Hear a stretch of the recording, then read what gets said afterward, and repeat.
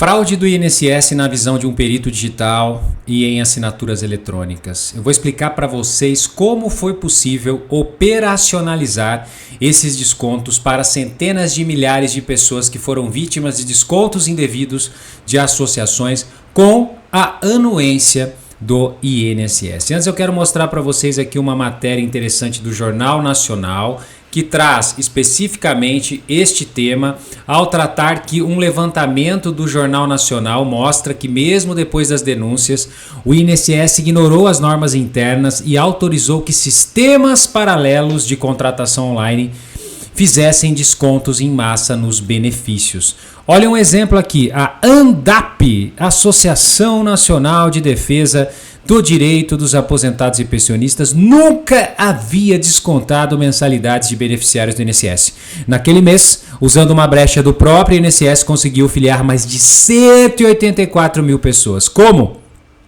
A associação usou um site de assinatura virtual simplificada para incluir descontos. A página foi elaborada especificamente para a associação de acordo com o site. A mesma ferramenta foi usada por outras 3 associações que já faziam descontos em massa antes da norma do INSS. A Amar Brasil, ABCB, filiou em dezembro de 2024 39 mil novos beneficiários. Masterprev filiou mais de 15 mil pessoas.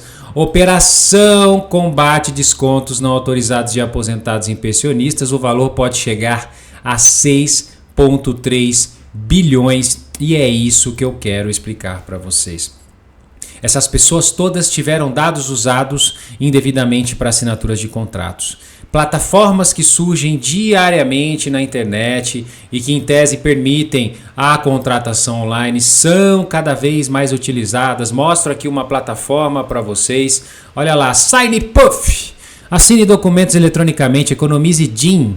Mais rápido, mais seguro, mais barato, fale com um especialista, crie aqui os documentos, escolhe o modelo, aguarde que todas as pessoas assinem, guarde o documento em um local seguro, digitalize o documento, assine à distância, mais agilidade para assinar, sem necessidade de papel, sem risco de perder, armazenamento, encontre a validade. Aí fala efetivamente, né, que isso está amparado pelo artigo 10, parágrafo 2º da MP 2.200/2001 e pela Lei 14.063, captura diversos dados e tem um verificador de autenticidade. Ora, esta assinatura milagre, ela tem validade ou não?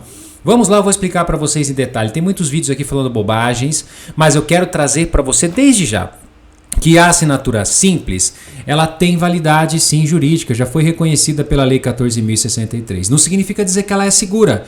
Se essas associações ou pessoas têm acesso a dados destas outras pessoas, seja ele o documento, um CPF, podem muito bem cadastrar isso e assinar documentos como se fossem eles. Porque o sistema de autenticação desses sistemas, desses sites de assinatura eletrônica simples, eles não são 100% seguros. A assinatura simples não deveria ser usada para os descontos do INSS. É isso que eu quero mostrar para você. Vem comigo aqui. É importante destacar que o STJ, já no julgamento do recurso especial 2159, reconheceu a validade de assinaturas eletrônicas realizadas por plataformas credenciadas ou não credenciadas na ICP Brasil, desde que atendam a critérios de segurança e sejam aceitos pelas partes. Ou seja, eu não preciso, vou falar a linguagem popular, não é correto. Eu não preciso de certificado digital. O certo é falar, eu não preciso de uma assinatura digital com par de chaves públicas, né? Chaves assimétricas, que é aquilo que você hoje normalmente tira, né? Você tira um par de chave, a privada, a pública que você divulga, a privada que só você tem, um PIN para assinar. O STJ já reconheceu a validade da assinatura eletrônica, desde que aceito pelas partes envolvidas ou que atendam critérios de segurança. Agora, que critérios são esses nessas plataformas e sites que estão pipocando na internet de assinaturas eletrônicas simples? O que é uma assinatura eletrônica simples? É preciso fazer uma distinção.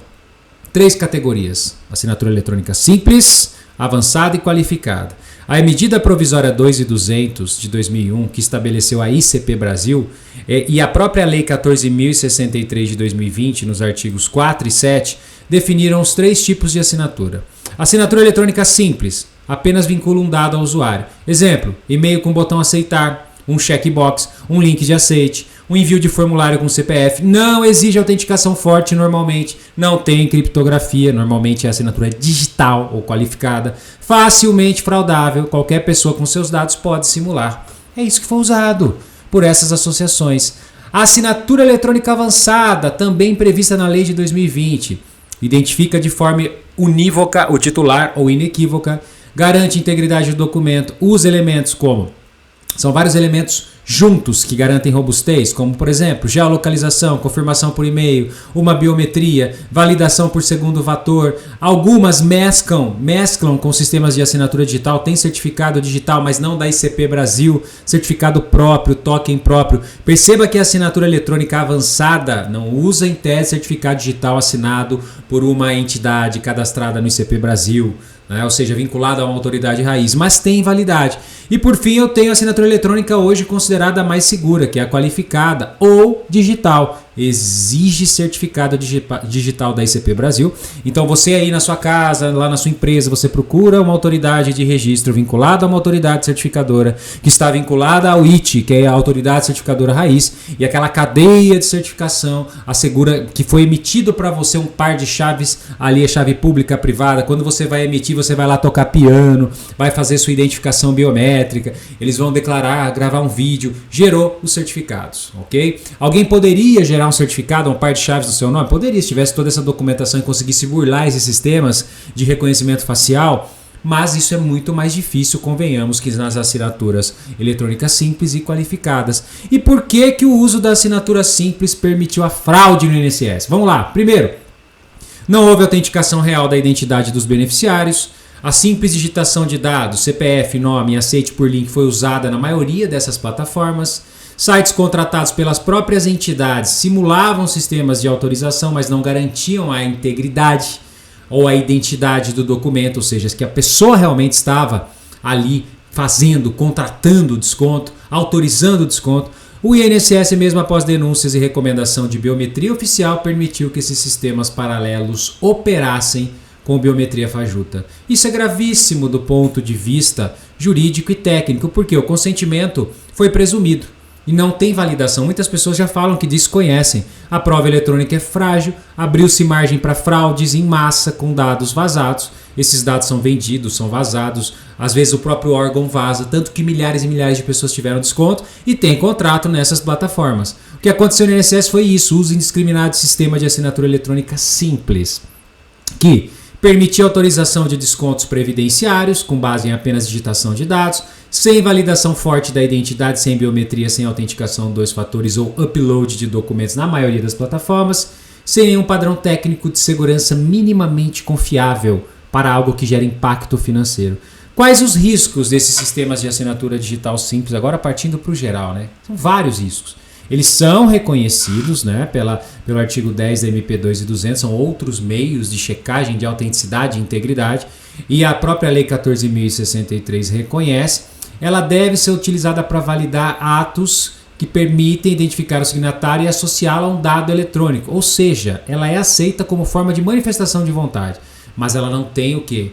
Presunção de autenticidade, ela precisa ser comprovada, corroborada, confirmada por outros elementos de prova, como por exemplo a aceitação daquela pessoa que está contratando. Agora, se a pessoa repudiou uma assinatura simples, isso já vai para uma perícia, como é o caso desses beneficiários. Não valida a identidade de forma robusta, diferente de uma assinatura eletrônica qualificada.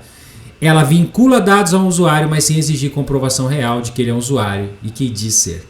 Exemplo, clicar no aceito, digitar o nome do CPF, que isso aí a gente pode encontrar, ou mesmo o e-mail, que a pessoa pode ter criado o e-mail para esse beneficiário, enviar formulário com seus dados pessoais. Fraude é fácil. Se alguém tiver seus dados, CPF, RG, e-mail, pode se passar por você numa plataforma dessa, fazer contratos em seu nome. Não há verificação de autenticidade, nem exigência de documento, nem biometria, nem 2FA, o Two Factor Authenticator. O que foi dito foi usado nessas fraudes do INSS. Se você vai lá numa plataforma de assinatura avançada, tipo um ClickSign, um DocSign, essas ferramentas já consolidadas, que inclusive já tem reconhecimento do STJ, se você for lá, no primeiro cadastro seu, eles vão te pedir documento, vão te pedir selfie, vão gerar certificado, biometria. Cadastrou você, eles têm elementos de autenticidade. O que você fizer dali para frente assinando, eles têm provas de que você consentiu.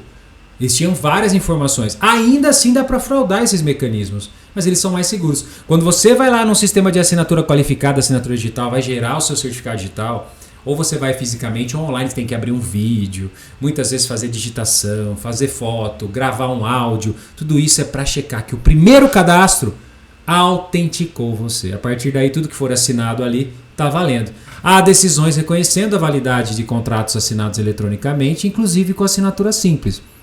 Desde que haja a prova que a parte teve acesso ao ambiente, e isso não tem prova no INSS, há registro de IP do dispositivo, e-mail, celular associado, documento não foi adulterado posteriormente.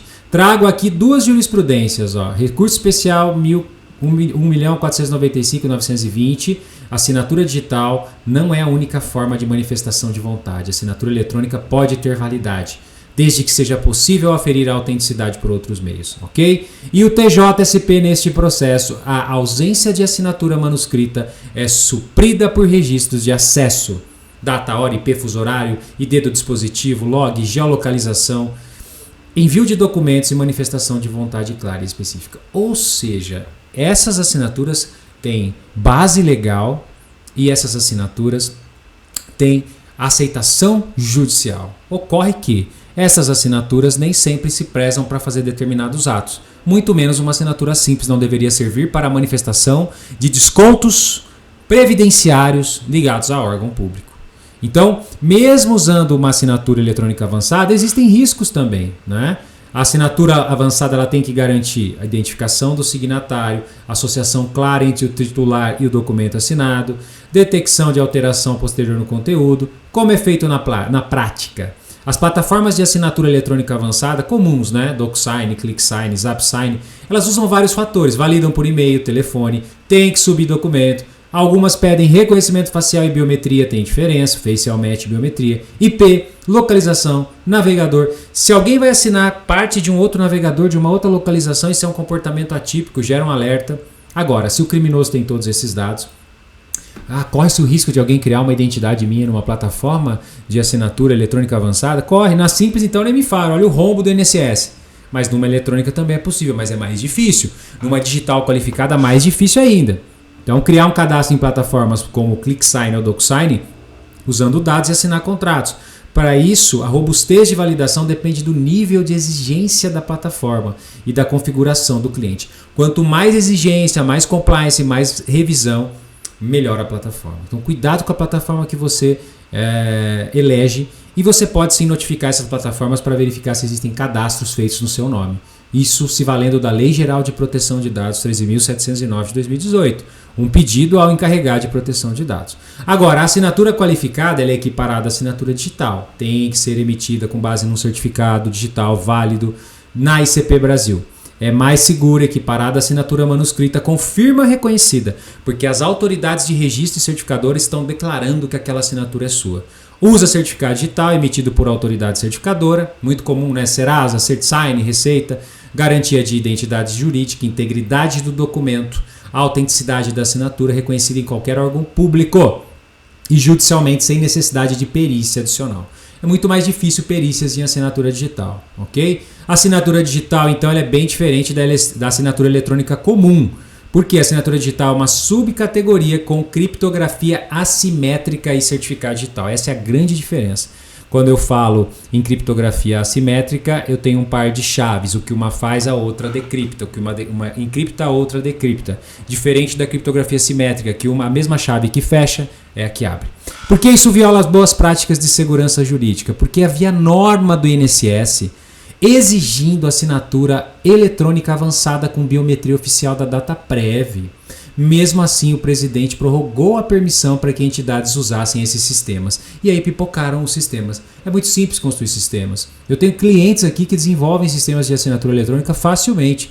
Isso criou um atalho para fraude com anuência institucional, como reconhecido pelo atual presidente. Ou seja, o Estado abriu mão de uma camada de segurança e com isso permitiu que milhares de autorizações sem consentimento fossem validadas por sistemas privados que não provaram a identidade do signatário, muito menos o consentimento livre e informado de que eles estavam assinando. Com dados ali eu poderia inserir aqueles cadastros e fazer contratos autorizando os descontos.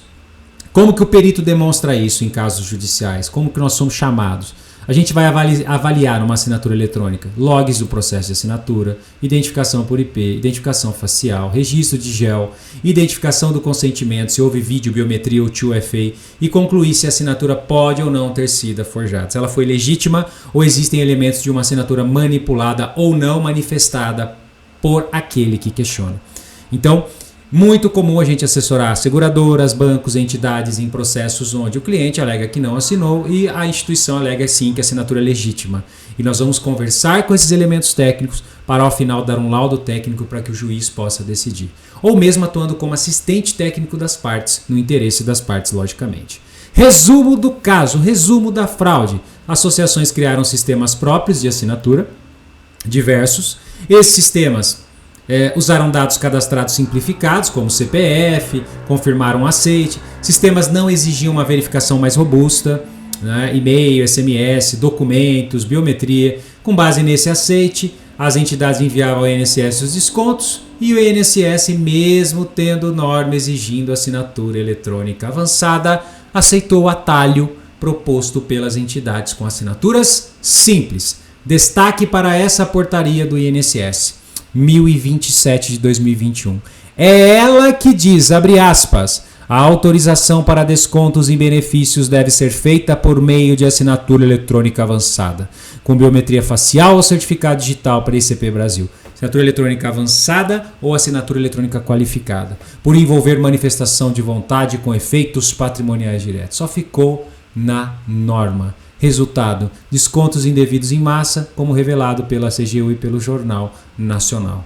Vítimas, manifestação de vontade foi viciada, documento não tem valor probatório, assinatura pode ser anulada judicialmente, ausência de consentimento real, violação do dever de segurança e confiança do INSS, utilização de mecanismo frágil e inseguro, e é por isso que o governo já anunciou que essas pessoas podem requerer a sua compensação, a sua reparação dos descontos ao governo, que não informou como vai pagar, mas deve pagar, mas cabe sim ações cíveis e criminais em relação àqueles que fraudaram a sua identidade para assinaturas de descontos. Ou seja, ao contrário do que dizem aí que assinaturas não eram válidas, a assinatura eletrônica simples é válida em lei, mas não é adequada para autorizar descontos em benefícios previdenciários. O INSS reconheceu em normas internas que esse tipo de ato exige assinatura eletrônica avançada ou uma autenticação forte da identidade do beneficiário porque tem efeitos patrimoniais. Portanto, autorizadas feitas apenas com assinaturas simples,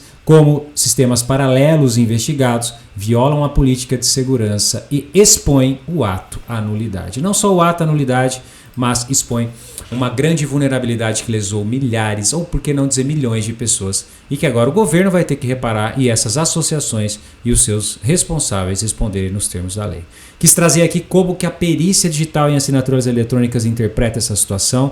Você pode entender como funciona o sistema de assinatura eletrônica, suas 3 categorias, riscos e medidas de segurança, e principalmente sempre que houver uma transação em seu nome não validada, é muito importante contratar um perito especializado ou buscar judicialmente a invalidação desse ato, onde o juiz vai nomear um perito em assinaturas para avaliar aqueles dados, os metadados, as informações e decidir e, aliás, opinar de forma clara, com base em evidências e não com base em achismo, o que ocorreu no caso concreto. A transação, a assinatura foi legítima ou não, trata-se de fraude conforme os indícios da perícia.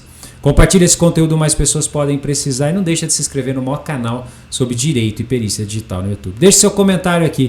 Agiu bem o INSS? Você já teve problema com assinaturas digitais ou eletrônicas, seja ela simples ou avançada? Vamos enriquecer esse debate. Compartilhe esse conteúdo, mais pessoas podem precisar, principalmente os beneficiários que tiveram descontos. Um abraço e até a próxima.